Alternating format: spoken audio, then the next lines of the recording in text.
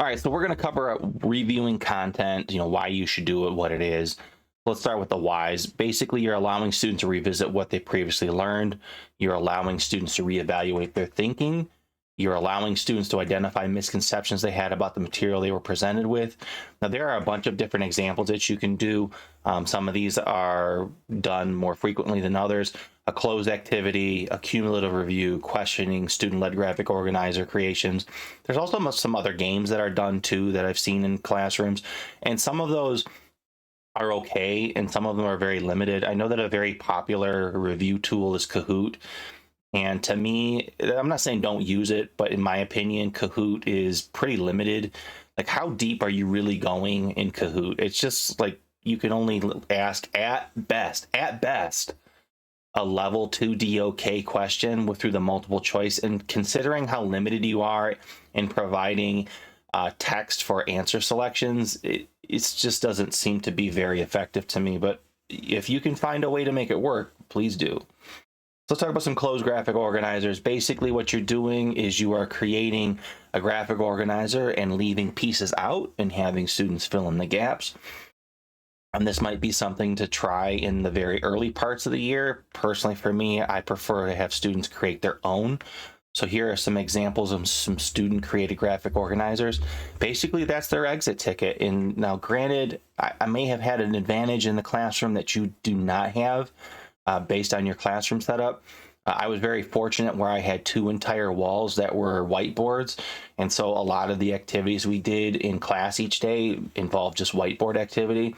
So asking students to create a small graphic organizer of the content that we learned for that day was an easy way for me to check in the moment to see where students were struggling or where they had the proper information that they had learned. And when you allow students to rotate from group to group for the graphic organizers, you allow students to see if their learning matches what others have as well.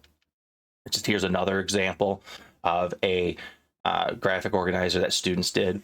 Now, as far as end of unit ones, everybody has their own versions. Like I said, Jeopardy, again, if you go with Jeopardy, if you've watched Jeopardy, how deep are those questions really getting? I mean, the answers are like, what is this, or who is? They're like simplistic answers. So, but inner circle, outer circle, this is a technique that I learned when I was going through the advanced placement teaching training. Basically what happens is you have a group of 8 students. You could probably cut it down, but you have to prep them. It's the students that are creating the questions. Now, if you don't want to go through all that, you could just simply have the success criteria that you gave them if you went that route, or the learning objectives. These could be used as the review questions.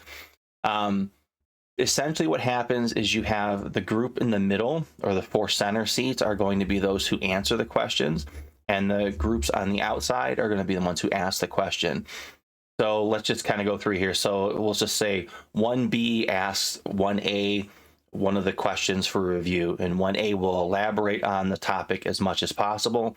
When they are done, it rotates to 2A to see if they can add to it. They may not add to it. They may point out how the person in 1A was actually incorrect.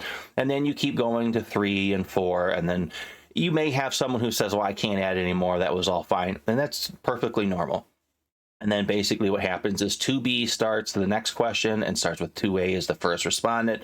And then we go through, and then once 4A and 4B go first, what happens is everybody on the outside then flips to the inside and vice versa. And that way we have those who were the questionnaires, or the persons giving the questions, are now the ones who are giving the answers, and the vice versa. You can also do some sorts of review with using your learning target track. Using your learning target track.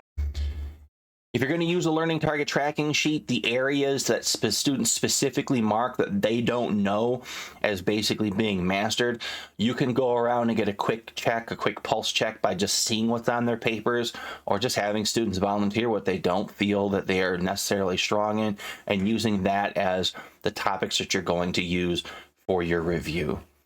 Some effects on students. Well, students can describe their previous understanding of content. Students are rethinking what they have previously learned, and students ask questions about what they previously learned.